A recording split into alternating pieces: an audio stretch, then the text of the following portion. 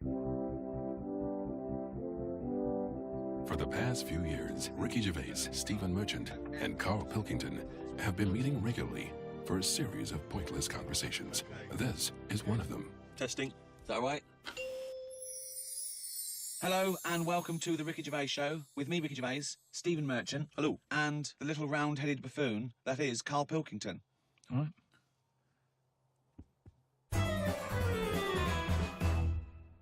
In ancient Greece, every year 500 people would be selected from that Grecian society, and they would have to sit there that year and they would propose laws and everyone else would vote on them.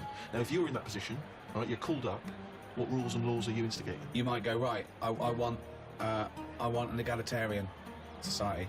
I want freedom for people. I don't want slavery. I don't want any sort of oppression. Would that be high on your list? Well, you could say, you know, when I worked at Cordon Bleu, there was times when I thought being treated like a slave here. You weren't though, because you were being paid and you were free. So. What do you mean? I wasn't free. I was on like from 9 till 6. You had the choice to leave the job. Slaves didn't have a choice to leave. I didn't have a choice. Yeah, you did, the only other choice was Tesco, and they'd already turned me down. No, that wasn't no choice, that wasn't the lack of choice given to most But the slaves who built the pyramids, that wasn't an option for them. It wasn't like they could go, well, I can get a better gig on the Sphinx. Yeah. Yeah. I'm just saying. No, you're not saying anything. You're saying absolute drivel. Here's a little Greek proverb for you.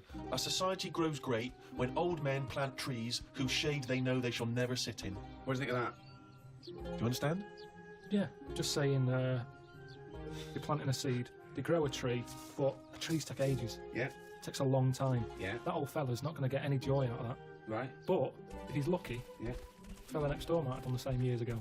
So it's all about, sort of, planting a seed, looking after each other. That's great, actually. It's not, I don't think it's directly what it means. It's almost the point. Yeah. That's good, yeah. I think he means that future generations. But yeah, if the next door neighbour had done that, then yeah, that works as well. But you seem to agree that that's a good point. Do you agree that seems a good point to you?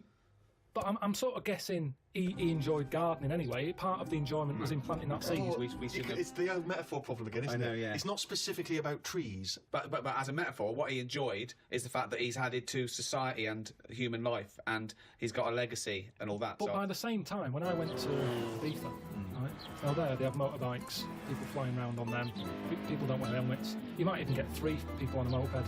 I saw a farmer with a goat in a basket. They don't care. They're whizzing around at high speeds. A lot of deaths there. Yeah.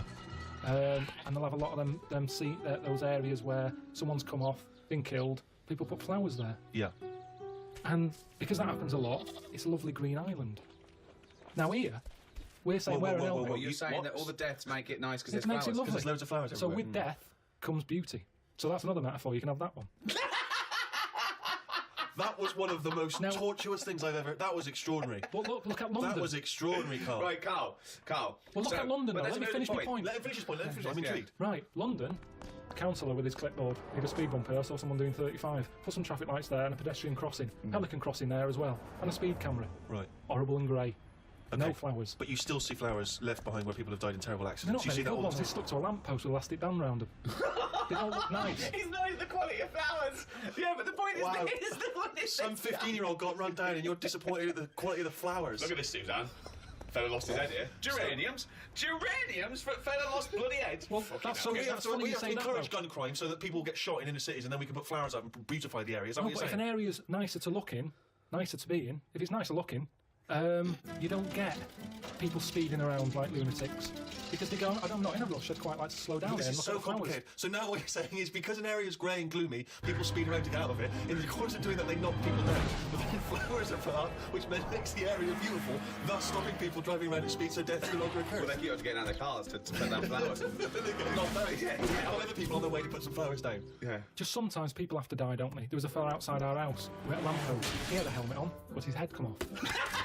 You made me laugh at a man's head coming off because the way you said it. But that's the thing. he had a, oh God! There's a man who died in a house. He had a lamppost, he had a helmet on, but his head come off. So you're saying that because in that one instance, the helmet did not save his life. His head was in great condition. It's just not attached to his body. And that's what I'm saying to you. Sometimes people have to die. How far do you take all this stuff of you know, safety gear and slowing down and wear bright clothes at night? And it's just too much. Very important point, you see. Do you think someone should be made to wear a crash helmet? They're only hurting themselves. Crash helmet. I don't think you should get fined for not wearing one. Well, we're not just protecting him. He could be a father with 2 kids. So you're going, oh, let him up there. If he doesn't want to wear a crash helmet, let him get brain damage. Is that what you're saying? I'm just saying, we're over the top in this country. No, but when it so comes you're to that saying, sort if of you're thing. saying no, if he doesn't want to wear a crash helmet, let him not wear a crash helmet. He smacks his head in. He's a vegetable. He's like that, sitting at home like that. And yet the 2 little kids come to you. You're in charge, don't forget. We've put you in charge of society here. And they come to you, 2 little kids, they go, President Pilkington, What? why did you let my daddy not wear the crash helmet? I didn't. We paid. We put leaflets through the door. We had adverts on the telly sunshine. Yeah, but why? It's your dad's fault. But why wasn't it compulsory? Because he wanted. It's not the way we live in, Sonny. Yeah, now I haven't got a daddy. Has he got an helmet at all? Have you seen an helmet knocking about? No, he's just a vegetable now. Yeah. Yeah, he didn't want to wear a crash helmet, but why didn't you make him wear a crash helmet? It wasn't just him, it was us. Why did you turn my daddy into a vegetable? Where's your mum? Mum left when he kept going on about not wearing a crash helmet. I'll put you in a home. I just think, you see, this is the problem. Everyone's looking for someone to blame. Yes, but this is interesting though because you were particularly callous to that little 4-year-old boy who seemed so sweet and adorable. Yeah. But why wasn't he giving this stick to his dad? Well, his dad's a dead. He's a vegetable. vegetable. He's dead. He's good as dead to him. His dad went within the law. It was not the law to wear a crash helmet anymore because you said, forget it, I don't want a nanny state. I don't want, if you wear a crash helmet or not. He wasn't a responsible parent. He hadn't thought it through. But this is your job. Some people aren't responsible. Society keeps them on track. This was you were in charge. You should have made him wear a crash helmet. He had 2 kids. We've heard from one of the kids. What's the other one's actually? Is he younger? He's a bit younger. Is he even younger still? Yeah. President Pilkington, my brother's crying now because you shouted at him. I wish you'd have made my daddy wear a crash helmet. Why didn't you make your daddy wear a crash helmet? Well, he wouldn't listen to me because I'm not in charge. He didn't of listen to society. me. Yeah, It seems like a bit of a numbnut, to be no, he honest. did listen to you. What did he because do you for made a a new living? rule saying people don't have to wear crash helmets. Right. And he listened to you. Did he pop shoes on in the morning when he went out? Or did he need to be here to tell him to do that as well? No, there's certain Oh, so he has things got he some common sense then? Well, there's nothing. Oh, right, interesting. So he can be bothered with his trainers, but he can be bothered with helmet. I haven't got a daddy. Jesus. Why can't they just put a leaflet through saying, hello everyone, use your common sense? Yeah. That's all I'm asking. That's what I take Because on some as people don't president. have common sense. Everyone's Some got people common are sense. fucking idiots. Yeah, mate. It's not my fault That's then. why that's Not why my there is a fault. government. If we let people, they'll be fucking idiots. That's what we've talked about here. Social responsibility. This is your approach. I wash my hands of the whole affair. Yeah, I don't like the people who don't wear a helmet, sort of they do themselves in, and that's cleared them off. That's one problem sorted. So you think you're being Darwinian? You're thinking survival of the fittest. The idiots will suit, but they don't because they're not just the victims. The dead person isn't the victim. We've talked about it before. You know, people who smoke know that it's dangerous, but why is that still legal? And yet people know that and they still smoke. Fat people know that they're going to get out of breath and clammy, and yet they still eat more. But because that's what I'm saying. Why don't we stop fat people eating? If you've got a smackhead and you really love him, you intervene, you grab him, you put him in a cupboard, you're not coming out. He goes mad for about a year, then he thanks you for it. Yeah. So lock fat people in a cupboard. And just Can't put get carrots in. under the door. What? The thing is, there's got to be some responsibility. Now, if it's your own fat kid, stick him in your cupboard. But what I'm saying is, as a counsellor, I'm not spending taxpayers' money on cupboards to put the fat kid in. Obviously, in China, you can only have one child, can't you? Is that something you feel we should bring in here? Yeah, I think we've got to, I don't know about one kid. I just sort of concentrate on who can have a kid. Okay. As opposed to, you know, if someone's got a load of money and they're good at looking after kids, let Madonna have as many as she wants. But if it's someone who's... but then... So social engineering, you want to do? Yeah, but hold on though. Well, what this you is- study then, if you're bringing them into a poor family, what's the point? What good is that for anyone? It's not good for the people who've had the kids. So it's not good for who's the kids who can't deciding have anything. who's allowed to have how many kids? Yeah, Are you but deciding? I was brought into the poor family, wasn't I? What? I was brought into a poor family. No, I'm talking really poor. So, third world. No, What, poorer than that? Poorer than no money at all? I just mean like the people who I've told you about on the estate sometimes who had that one who chased cars and stuff. He wasn't happy. They didn't care if he was there or not. What's the point? Right. So hang on. So let's imagine that Ricky and I are husband and wife. We've come in, right? What's your questions to us to establish whether we are allowed to have a couple of kids? Hello. Hello, thanks for Me and coming. my husband, we can't have children Why because he's got no sperm at all. Okay. He had one sperm and it was ridiculous. It was awful. It just came out like a dead anchovy. Right, And what's... you're meant to have 300 million tiny ones, and he had one big one. It was horrible. I had to pull it out. It was like a leech. And also, I haven't got a vagina, so there's no. You're clearly smooth then, like an action man. Yeah, it was just I don't know, but we love children, and we wondered if we could have a child. What do you do for a living? What do you do? What's your work? I'm a rapist. Right. And I dispose of the bodies. Right, or fill out this form. I should have clarified, a rapist murderer. Fill out the form. Does it in the wrong order as well, I must say. So, no, number of times I've disposed of the body, said, I didn't make that one. I just wondered what else you need to know about us. Because even though That was our little joke, by the way. He doesn't rate me. I work in an office. He works in an office in the town. But I'm a housewife. I think I'm making a little nest for when we adopt a little child. We don't earn a great deal of money, but we're good parents, we think. Good parents. What's that based on? Well, we're good people, you know, I mean, aside from a few naughty jokes. We're God-fearing people. We believe that God is watching all of us, and we believe in the Old Testament. And sometimes he tells us to kill and rape. Yeah, sometimes he does, yeah. We're joking again. We're joking again. We We don't believe in God. We're from an atheist and believe that our time on earth is all we have, and then when we die, we become worms meat. Right. Well, you filled out. But we've already painted the back bedroom. That's ready for the little child. We painted it black because we want our child to be a Satanist. Joking again. Joking again. We want him to be an accountant. Gay accountant. And there's too much in society where people are pressured to be heterosexual, so we're going to try and make ours a homosexual. Right, so you filled out the form. Fill out the form. Yeah, we'll pop that in, get it processed. Right. Okay, but what kind of questions are you going to ask us? None really. No. It's just my job. You're happy. You're Just my happy job with us. to pass the forms on. We've passed the interview. Because that's the sort of world we live in now. Oh God. You've obviously heard of the famous Rosa Parks incident, in which she was obliged to move on the bus from where she was sat to somewhere else. She chose not to, and she was arrested for it. It became very much a sort of figurehead of the civil rights movement. Had you been travelling on that bus? What would you do? And am I far from where I'm getting off? So once again, you can't just nip out at the next stop so you can wash your hands of the whole affair. No, you're on that bus. You've still got a number of stops, so you've got to stay on that bus. You've seen this bus driver demanding that she gets up, gives up that seat. Maybe she's given up that seat for you. I'd probably go, it's all right. I'm standing, I'm all right. What if Suzanne wasn't allowed to sit with you on buses? What if now a law came in that women were second-class citizens and she can't come with you? Wouldn't you go, no, fuck that, she's sitting with me? I'd say we're only going around the block. We've been to the shopping centre. We're only 15 minutes. Can you take that bag with you? Because there's no one sat next to you down here. I'm a bit crammed in up here. There's more blokes on the bus. I'll see you in a minute. Carl, let's put this just... I mean, obviously, this is too much for your head to... You're on a bus, right, and there's a few white people, and they're... I'm the driver. And they're being racist to a black kid. Right, I'd go, if I'm driving, I'd go, lads, stop that, will you? If you're going to be racist, can you get off at the next stop and do it there? You know, we've all had a tough day. It's the end of the day. We just all want to go home. We've all been working. He's not in your way. He's sat in his own seat. Sit back. Calm down. Had enough. Surely you want to be on the side of right.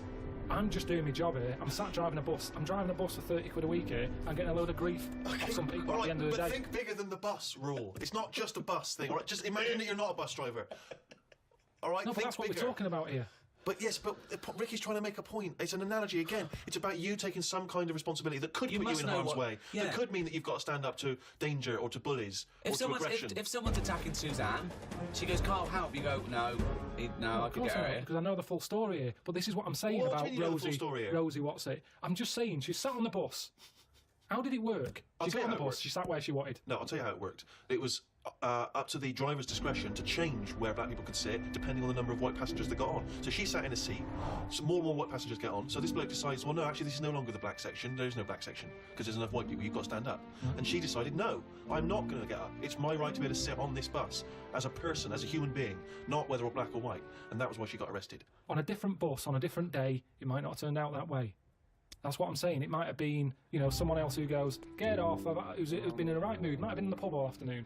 And she's there going, I'm not moving, and he's fed up, he's up to here with it. Sorry, so she's pissed up. She's pissed up now. No, the person sitting next to her. Yeah. Might have even been a black bloke who's been working hard. And he's like, I don't want this. It's difficult, isn't it? If I was on there, I'd weigh her up. You know, is this woman doing this as like a good cause, or is she just a trouble causer? Because she just seems like, you know, I'll do what I want. Now, that's fine. You'll always get people who do what they want, and they do change the little rules along the way. But I bet when she was doing it, it wasn't like a big stand-up, this is the day I'm going to do it. It's just happened to... She was fed up that day. She didn't want to get up. Lazy. She might just go around law breaking all the time. And she's remembered now because she'd made a change about bus seats. But when she got up that morning, did she say I'm going to do that, or has she been fly tipping before she got on the bus? This is what I'm saying. Is she just No, she's not a troublemaker. She's someone who already had a burgeoning interest in the civil rights. I mean, I really thought the Rosa Parks incident was pretty cut and dry. The fact that Carl's managed to find an ambiguity in it is extraordinary. I love it. Tell me something else about Rosie Parks. Oh, for God's sake! I don't know what she's got to do to win you round, Carl. Honestly, I didn't realise it would be this difficult. There was a bit of trouble in our yard the other day. Right. Between a wasp and a cricket. No, the thing is there any point to this at all, or are you just going to tell us you saw? Are you going to extrapolate some analogy from this? I think so. Okay, Yeah, let's see. So there's a wasp. Yeah, well, so look at the whole scenario. The whole scenario. And Right? as you said, so just to clarify, as you said, it was kicking off. Right, okay. Old scenario. So you're looking out your window. No, I'm in the kitchen by the sink. Yeah. I'm washing up the few plates. Right. The kitchen door's open. Right. Suzanne says, "Oh my God, look at that! What? There's a wasp and a cricket having a wrestle."